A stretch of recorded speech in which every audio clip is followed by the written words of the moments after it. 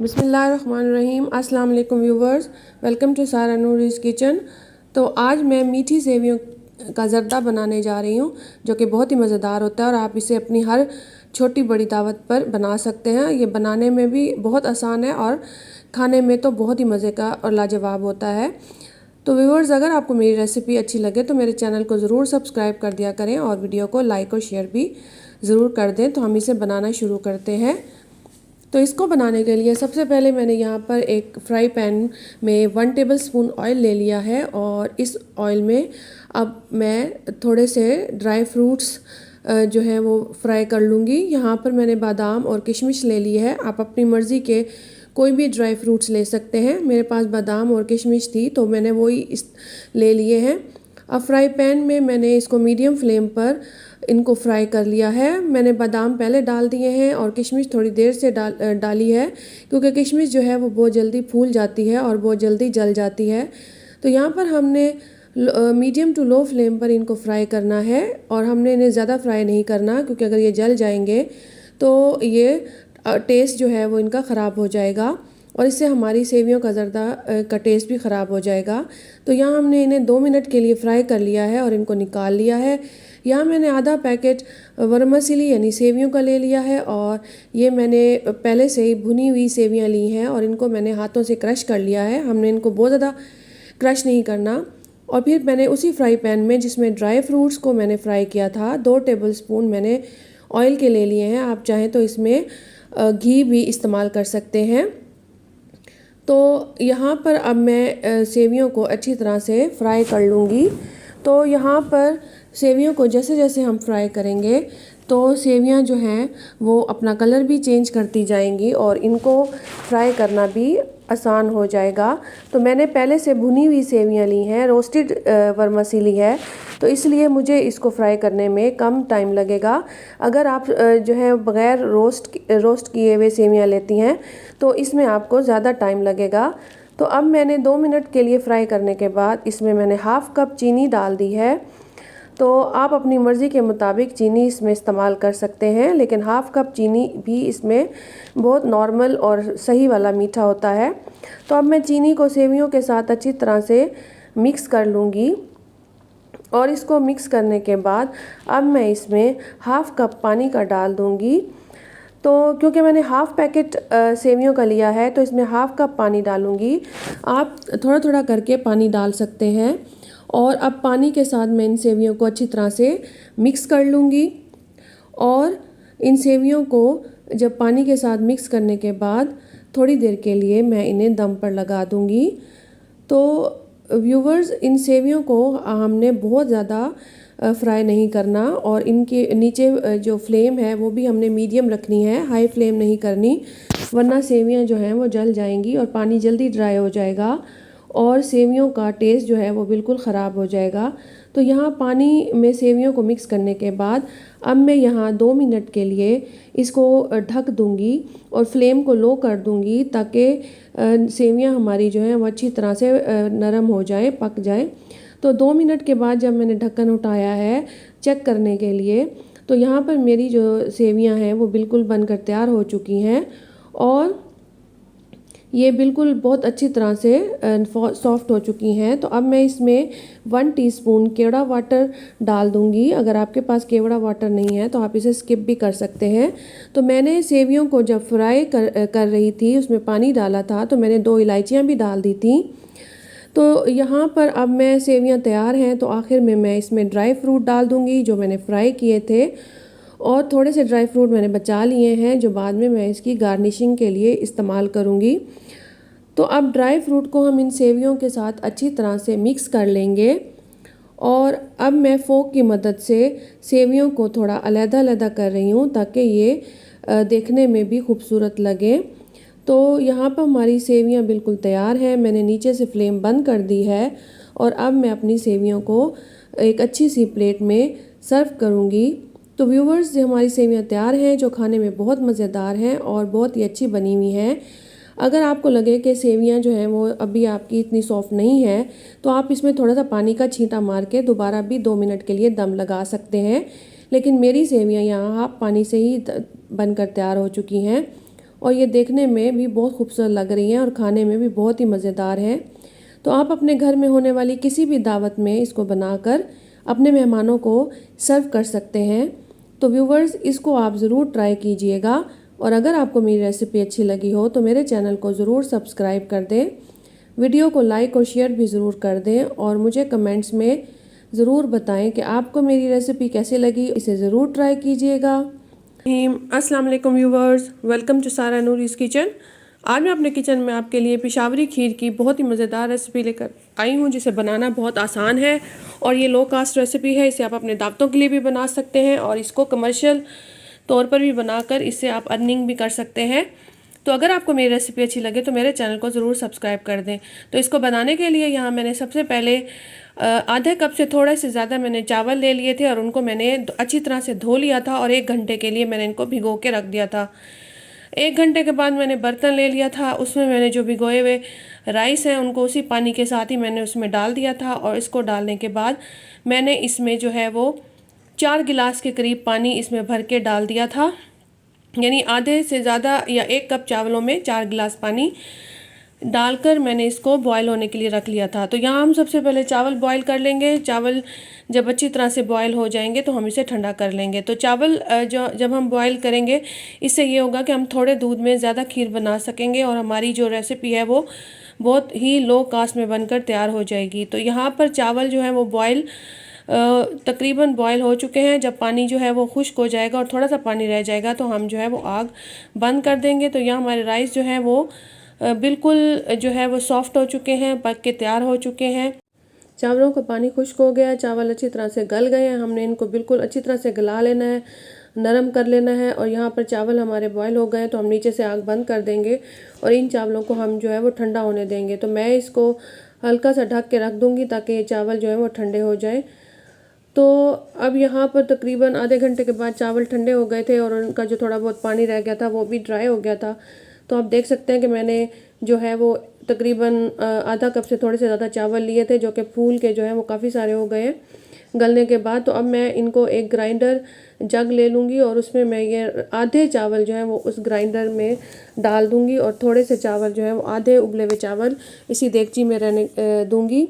और वो जो चावल मैंने जो ग्राइंडर में लिए हैं उसमें मैं अब यहाँ पर मैंने जो है वो 10 अदद पापे ले लिए हैं, या जिनको आप जो है वो रस्क कहते हैं, ये मैंने ले लिए हैं। ये बिल्कुल फ्रेश हैं और 10 अदद हैं। तो मैं अब इनको तोड़कर इन चावलों के अंदर इनको ऐड कर दूँगी।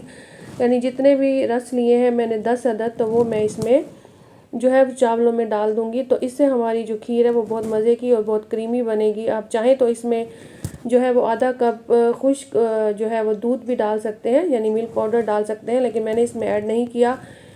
और या फिर आप इसमें मलाई भी ऐड कर सकते हैं। तो मैंने इसमें खुश्क दूध ऐड नहीं किया, बल्कि मैंने इसमें मलाई ऐड कर दी थी। तो अब इसमें मैं जो है वो 1 कप भर के जो है वो दूध का डाल दूँगी और इस तरह से जो है दूध इन रस के ऊपर डालूँगी। इससे जो है वो ये रस जो है वो नरम हो जाएंगे और अच्छी तरह से ग्राइंड हो जाएंगे। तो अब दूध डालने के बाद अब मैं चावलों को और इन पापों को जो है यानी रस को अच्छी तरह से ग्राइंडर जो है वो चला दूंगी और इसको अच्छी तरह से जो है मिक्स कर लूँगी। जब इनकी ये स्मूथ सी पेस्ट बन जाएगी तो इसको बंद कर दूंगी। तो अब यहाँ पर जो चावल रह गए थे उन चावलों में मैं जो है मैंने 2 किलो के करीब मैंने दूध ऐड कर दिया था। ये बिल्कुल फ्रेश दूध था, भैंस का दूध था और इसमें मलाई भी जो है वो एडिड थी, यानी मैंने इसमें से मलाई नहीं निकाली थी, ये मलाई वाला दूध था। और अब मैंने इसको इसमें डाल दिया है और इनको अच्छी तरह से मिक्स कर लिया है। नीचे से मैंने आग जो है वो जला दी है। मीडियम फ्लेम पर मैंने इसको पकाना है और इसमें मुसलसल चम्मच भी हिलाते रहना है। ये जो चावल हैं जो बिल्कुल साबित थे वो भी इसमें जो है वो अच्छी तरह से गल के मिक्स हो जाएंगे। तो अब जो मैंने पेस्ट बनाई थी रस की और चावलों की, वो भी मैंने इसमें ऐड कर दी है। और अब हम इसको इसमें मुसलसल चम्मच चलाएँगे और नीचे जो है वो हमने आग जलाई हुई है, तो हमने मुसलसल इसमें चम्मच चलाना है, क्योंकि अगर हम चम्मच नहीं चलाएंगे तो ये देगची के नीचे इसका जो है वो तला भी लग सकता है और जो इसमें गुठलियाँ भी बन सकती हैं, क्योंकि हमने इसमें रस्क डाले हैं। तो हम जो है इसमें मुसलसल जो है वो चम्मच चलाते रहेंगे। तो अब यहाँ पर मैंने 2 कप के करीब जो है वो चीनी ले ली थी, जिसमें मैंने आधा कप चीनी बचाकर एक तरफ रख दी है और बाकी जो 1.5 कप के करीब चीनी है वो मैंने इसमें जो है वो ऐड कर अब मैं यहाँ इसमें 3 से 4 अदद सब्ज़ इलायचियाँ जो है वो खोल कर इसमें ऐड कर दूँगी। आप चाहें तो इसमें हाफ़ टी स्पून के करीब इलायची पाउडर भी डाल सकते हैं। और अब हम इसमें मुसलसल जो है वो चम्मच चलाते रहेंगे और नीचे से हमने फ्लेम जो है वो बिल्कुल मीडियम जो है वो रखनी है। तो आहिस्ता आहिस्ता जो हमारी खीर है वो गाढ़ी होती जा रही है। तो इसको हमने मुनासिब गाढ़ा उन तक बनाना है। तो जब तक हमारी खीर गाढ़ी होती है तो हमने चम्मच चलाने का काम किसी और को दे देना है। और यहाँ पर जो मैंने आधा कप चीनी बचाई थी उसको एक फ्राई पैन में मैंने डाल दिया है और इसको हल्की आंच पर इसको कैरेमल बनाने के लिए रख दिया है। तो यहाँ पर चीनी जो है इसको मैंने बिल्कुल मीडियम हल्की आंच पे रखा है, क्योंकि तेज़ आंच पर रखेंगे तो चीनी जो है वो भी जल सकती है। तो यहाँ पर हमने चीनी को मेल्ट कर लेना है और जितनी देर में चीनी मेल्ट होती है तो यहाँ पे हमने खीर में जो है वो आहिस्ता आहिस्ता चम्मच भी चलाते रहना है। तो यहाँ चीनी जो है वो मेल्ट होना शुरू हो गई है। अब हमने इसमें चम्मच चलाना है। मैंने स्पैचुला ले लिया है, उसकी मदद से हम जो है वो आहिस्ता आहिस्ता इसमें स्पैचुला चलाएंगे और जो है चीनी को जब तक वो गोल्डन कलर नहीं हो जाएगा उस वक्त तक बनाते रहेंगे। और यहाँ पर जो चीनी है वो कैरेमल हमारा तैयार हो गया है और जो चीनी की सॉस है वो उसका कलर गोल्डन हो गया है। तो हमने ये ध्यान करना है कि ये जल ना जाए, काली ना हो जाए, इसका ये कलर परफेक्ट है। तो अब मैं इसको उठाकर जो है वो जो चीनी का कैरेमल है वो भी इसमें ऐड कर दूंगी। तो इससे जो टेस्ट है वो बहुत ही मज़े का आएगा। जब आप इसे खाएंगे तो आपको अंदाज़ा होगा कि इससे हमारी खीर का टेस्ट जो है वो कितना मज़े का हो गया है। तो यहाँ पर खीर भी आहिस्ता आहिस्ता गाढ़ी हो रही है। जो कैरेमल डाला था वो भी इसमें मिक्स हो जाएगा। अगर वो थोड़ा सा हार्ड हो जाए और उसकी गुठलियाँ बन जाए तो आपने परेशान नहीं होना, क्योंकि जैसे जैसे हम चम्मच चलाएंगे वो कैरेमल जो है वो खीर में जो है वो चीनी डिज़ोल्व हो जाएगी। तो इस तरह से हमने इसको गाढ़ा होने तक पकाना है। इसकी कंसिस्टेंसी देखनी है कि कितनी है, ना बहुत पतली होनी चाहिए ना बहुत ज़्यादा गाढ़ी होनी चाहिए, क्योंकि जब हम इसको खीर को ठंडा करेंगे तो ये और मज़ीद गाढ़ी हो जाएगी। तो अब हमने इसको मुसलसल चम्मच चलाते जाना है और जब तक ये गाढ़ी नहीं हो जाती हमने इसको अच्छी तरह से जो है वो पका लेना है। तो तकरीबन 1 से 1.5 घंटे में जो हमारी खीर है वो बनकर जो है वो तैयार हो जाएगी। तो यहाँ पर आप देख सकते हैं कि खीर की जो कंसिस्टेंसी है वो बिल्कुल जो है वो गाढ़ी हो चुकी है और बिल्कुल परफेक्ट है। हमने इस खीर को जो है वो इससे ज़्यादा गाढ़ा नहीं करना, क्योंकि ये आहिस्ता आहिस्ता जो है वो ठंडी होती जाएगी और गाढ़ी होती जाएगी। तो अब हमने इसको जो है इसके नीचे से जो है वो आग को बंद कर देना है और हमने इसको रूम टेम्परेचर पर जो है वो ठंडा होने देना है। तो अब यहाँ पर मैंने जो है वो खीर के नीचे से आग को बंद कर दिया है और अब मैं जो है वो बोल ले लूँगी और इस गरम गरम जो खीर है इसको इन जो है वो बाउल में ऐड कर दूँगी। आप देख सकते हैं कि मैंने 2 किलो दूध से कितनी सारी खीर जो है वो हमारी बनकर तैयार हुई है।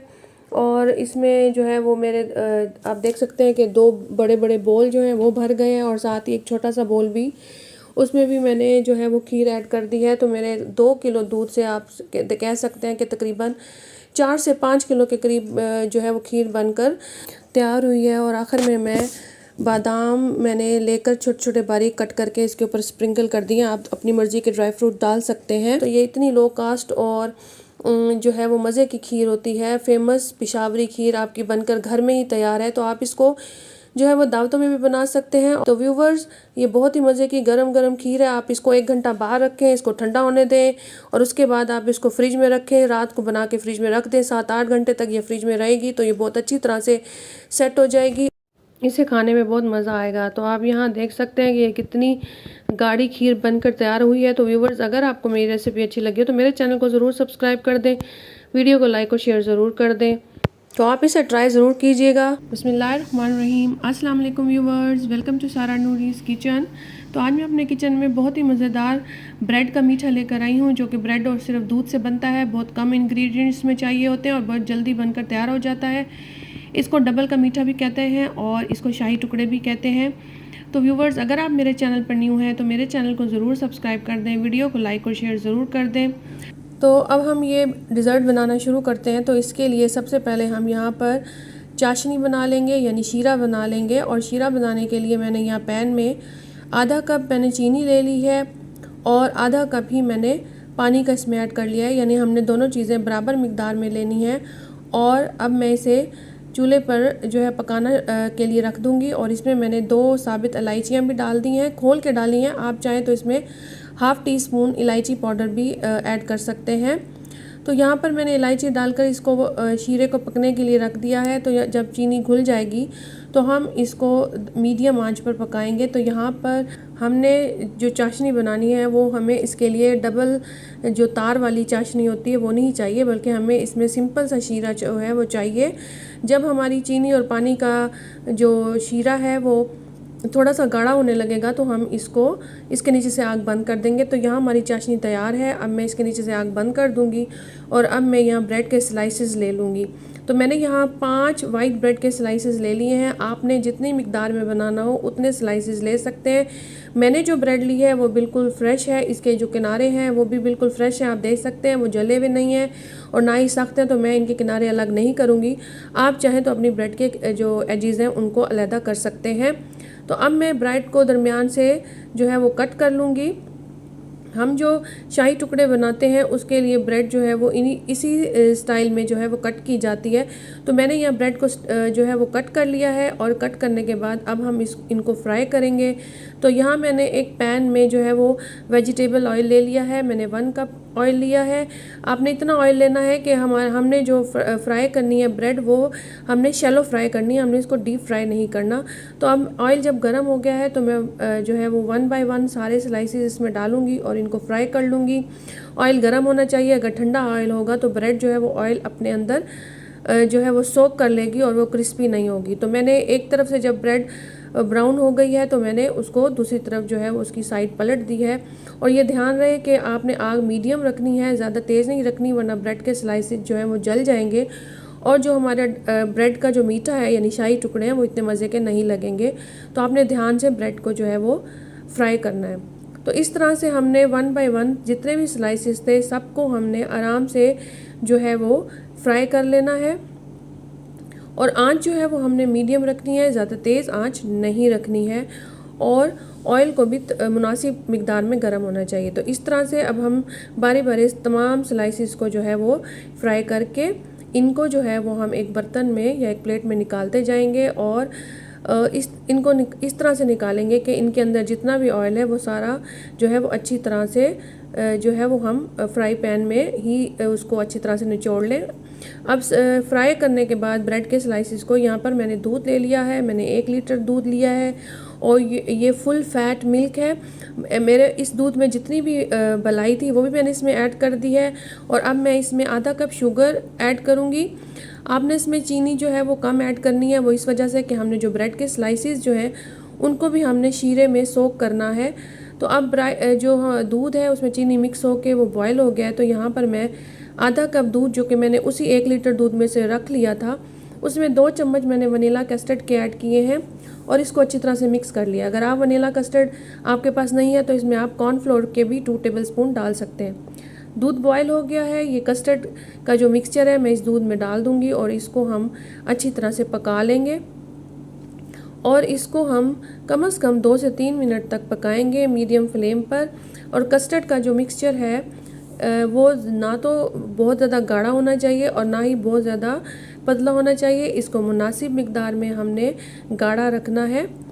तो 2 से 3 मिनट जब हम कस्टर्ड को पका लेंगे तो आप देख सकते हैं कि यहाँ जो इसकी कंसिस्टेंसी है वो जो हमें चाहिए वो बिल्कुल मुनासिब कंसिस्टेंसी जो है वो हमें हासिल हो चुकी है।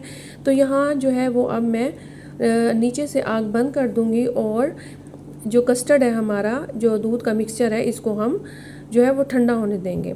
तो अब हम यहाँ पर अपना जो हमारा शाही टुकड़ों का जो डेज़र्ट है उसको हम असम्बल करेंगे। तो असम्बल करने के लिए जो मैंने फ्राई किए थे ब्रेड के टुकड़े उनको मैं इस शीरे में डिप करती जाऊंगी। और हमने इस तरह से इसको डिप करना है कि पहले एक तरफ से डाल के दूसरी तरफ से डिप करके हमने फ़ौरन ही उसको निकाल लेना है। इसमें बिल्कुल जो है वो सोक नहीं कर देना, वरना ब्रेड जो है वो नरम हो जाएगी। तो इसके बाद हम तमाम स्लाइसेस को जिस तरीके से भी हम इसको पेश करना चाहते हैं, प्रेजेंट करना चाहते हैं, उस तरीके से हम इसको अपनी पसंद के बर्तन में हम इसको जो है वो लेयर लगा देंगे शीरे में सोक करने के बाद, चाशनी में सोक करने के बाद। तो इसके बाद जो है वो अब हम जो हमने कस्टर्ड तैयार किया था या आप उसको रबड़ी भी कह सकते हैं। अगर हम जो मतलब मलाई वाला फुल दूध था और गाढ़ा हो चुका था, तो इसको अब हम इस रबड़ी को या कस्टर्ड को हम इन स्लाइसिस के ऊपर अच्छी तरह से डाल देंगे, ताकि ये स्लाइसिस जो हैं वो इसमें अच्छी तरह से सोक हो जाए। तो इनको इसमें सोक करने के बाद अच्छी तरह से हम जो है वो इसके ऊपर अब अपनी मर्ज़ी से इसकी डेकोरेशन करेंगे। तो यहाँ पर मैंने सारा जो है वो कस्टर्ड या रबड़ी जो हमने बनाई थी वो इन स्लाइसिस के ऊपर डाल दी है। और अब मैंने ड्राई फ्रूट ले लिया है, मैंने पिस्ताशियो लिया है, आप चाहे तो बादाम भी ले सकते हैं, काजू भी ले सकते हैं, और उसको मैंने बारीक बारीक कट करके इसके ऊपर स्प्रिंकल कर दिया है। तो व्यूवर्स, अब हम इसको फ्रिज में सेट होने के लिए रख देंगे। हम कम से कम इसको 1 घंटे के लिए फ्रिज में रखेंगे, जिससे हमारा जो ये डेज़र्ट है वो अच्छी तरह से सेट हो जाएगा। और उसके बाद हम अपने मेहमानों को या अपनी फैमिली मेम्बर्स को इसको जो है वो पेश करेंगे। और ये बहुत ही मज़ेदार, बहुत ही जल्दी झटपट आसानी से बन जाने वाला मीठा है। तो व्यूवर्स, कैसी लगी आपको ये रेसिपी? अगर आपको ये रेसिपी अच्छी लगी है तो मेरे चैनल को ज़रूर सब्सक्राइब कर दें, वीडियो को लाइक और शेयर ज़रूर कर दें। बिस्मिल्लाहिर्रहमानिर्रहीम, अस्सलाम वालेकुम व्यूवर्स, वेलकम टू सारा नूरीज़ किचन। तो आज मैं आपके लिए अपने किचन में बहुत ही मज़ेदार विंटर स्पेशल रेसिपी लेकर आई हूँ, जो कि सर्दियों की एक सौगात है। अगर आपने इस रेसिपी को सर्दियों में नहीं बनाया और नहीं खाया तो आप पछताएंगे। ये इतनी मज़ेदार, क्रीमी, यमी और डिलीशियस रेसिपी है, तो इसको सर्दियों में बनाना तो बनता ही है। और ये बहुत ही रिच फ्लेवर होती है, बहुत मज़ेदार होती है, दावतों की जान होती है। तो व्यूवर्स, ये इतनी मज़ेदार होती है कि इसको जो एक दफ़ा खाएगा वो उंगलियां चाटता रह जाएगा और एक कटोरी की जगह 2 कटोरियां खा लेगा और इसका जायका कभी नहीं भूलेगा। तो इस रेसिपी को शुरू करने से पहले व्यूवर्स, अगर आप मेरे चैनल पर नए हैं तो मेरे चैनल को सब्सक्राइब कर दें, वीडियो को लाइक और शेयर ज़रूर कर दें, और मुझे कमेंट में बताएं कि आपको मेरी रेसिपी कैसी लगी। तो चलें अब हम इस बहुत ही मज़ेदार, डिलीशियस और क्रीमी खीर को बनाना शुरू करते हैं। तो ये खीर जो है वो चावल और गाजर से मिलकर बनेगी, और ये बहुत ही फेमस विंटर स्पेशल गजरेला भी इसको कहते हैं, गाजर की खीर है। तो यहाँ पर मैंने सबसे पहले जो है वो 6 से 7 अदद गाजरें ले ली थी, फ्रेश गाजर, और उसको मैंने धो के, छील के, और मैंने इसको कद्दूकश कर लिया था, यानी ग्रेट कर लिया था। 7 से 8 अदद कैरेट्स को ग्रेट करने के बाद मैंने उसे एक तरफ रख दिया है। यहाँ मैंने आधा कप नॉर्मल चावल ले लिए हैं, मैंने कच्ची बासमती के चावल लिए थे, और उनको मैंने अच्छी तरह से धोकर आधे घंटे के लिए भिगो कर रख दिया था। आप अपनी मर्ज़ी के कोई से भी चावल ले सकते हैं। तो आधे घंटे चावल भिगोने के बाद मैंने उसमें से पानी गिरा दिया था, और अब चावलों को मैंने मिक्सी जार में डालकर इसको अच्छी तरह से मैंने इनको पीस लिया था। तो यहाँ चावलों से मैंने पानी निकाल लिया है, इसमें किसी किस्म का पानी नहीं होना चाहिए, और मैंने इनको मिक्सी जार में डाल दिया है, और उनको अच्छी तरह से मैं अब पीस लूँगी। तो यहाँ पर मैंने चावलों को ग्राइंड कर लिया है, और आप देख सकते हैं कि ये जो चावल हैं ये ग्राइंड हो गए हैं, और ये बिल्कुल दरदरे और दानेदार सूरत में ग्राइंड हुए हैं। ये पाउडर फॉर्म में इनको हमने नहीं करना है। तो अब हम इसे बनाना शुरू करते हैं, गाजर की खीर को, जिसे गजरेला भी कहते हैं। यहाँ मैंने एक डेगची ले ली है, उसे मीडियम आंच पर रख दिया है, और गाजर जो मैंने ग्रेट की थी वो मैंने इसमें डाल दी है। तो सबसे पहले हमने यही प्रोसीजर करना है कि मीडियम आंच पर डेगची में गाजर के लच्छे डाल देने हैं, और उसके ऊपर अब मैं जो है वो आधा कप चीनी डाल दूँगी। और आधा कप चीनी डालने के बाद अब हम इसको, चीनी को जो है वो मेल्ट होने देंगे। तो यहाँ पर चीनी भी मेल्ट होगी, और गाजर जो है वो भी अपना पानी जो है वो रिलीज़ करेंगी, यानी गाजर से जो उसका जूस होता है वो रिलीज़ होगा।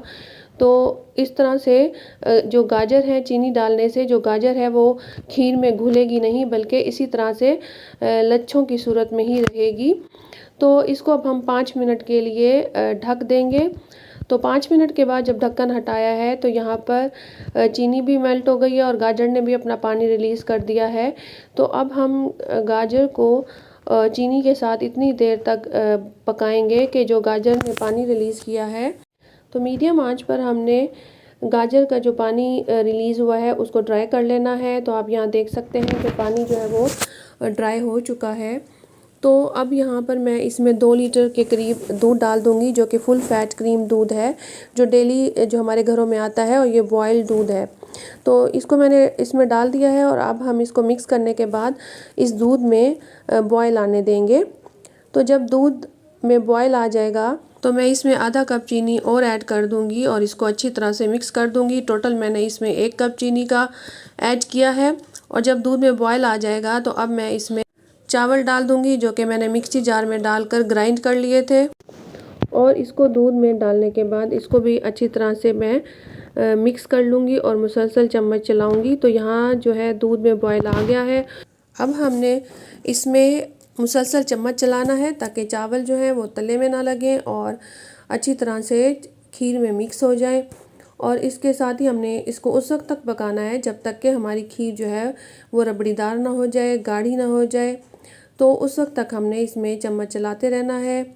तो जब हमारी जो खीर है वो गाढ़ी हो जाएगी और रबड़ीदार हो जाएगी तो फिर हम इसमें एक और इंग्रेडिएंट डालेंगे जिससे हमारी खीर जो है वो और ज़्यादा मज़े की हो जाएगी और ज़्यादा टेस्टी लगेगी।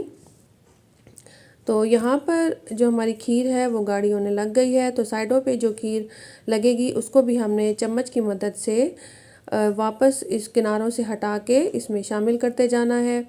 तो इस तरह से अब यहाँ गाढ़ी हो चुकी है। तो अब इसको हम मज़ीद मज़ेदार बनाने के लिए मैंने आधा कप खुश्क दूध ले लिया था और उसे दूध में मैंने मिक्स करके इसको मैंने इस खीर में डाल दिया है। इससे हमारी खीर जो है वो बहुत ज़्यादा रबड़ीदार और क्रीमी हो जाएगी और इसका जो टेस्ट है वो भी दुबाला हो जाएगा। तो यहाँ पर हमारी जो रबड़ी खीर है वो लगभग तैयार है तो और गाढ़ी भी हो रही है।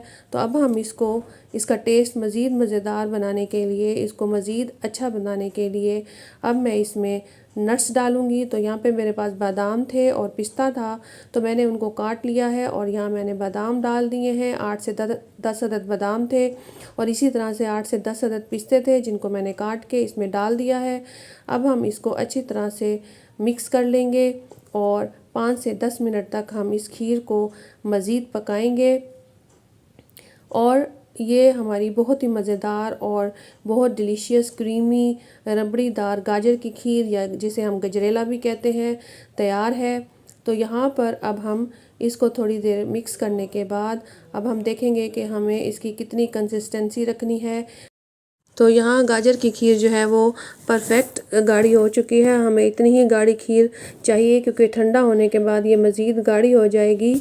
तो हमारी रबड़ीदार गजरेला या गाजर की खीर तैयार है। अब हम चूल्हे के नीचे से आग बंद कर देंगे और हम इस खीर को ठंडा होने देंगे। जब हमारी खीर जो है वो रूम टेम्परेचर पर आ जाएगी तो हम इसको सर्व करेंगे। तो व्यूवर्स अब हम अपनी खीर को एक अच्छे से बोल में सर्व करेंगे। तो ये हमारी बहुत ही मज़ेदार गाजर की खीर तैयार है। ये इतनी मज़ेदार खीर है कि जो भी खाएगा आपकी तारीफ़ किए बगैर नहीं रहेगा। और सर्दियों की तो ये जान है और सर्दियों में आजकल बहुत मज़ेदार गाजरें आई हुई हैं। आप इसको बनाएं, अपनी दावतों में मेहमानों को खिलाएं और अपने घर वालों को भी इससे जो है वो सर्व करें और इन्जॉय करें।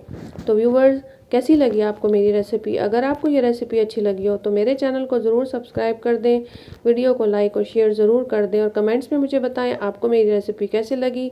Thanks for watching. अल्लाह हाफिज़।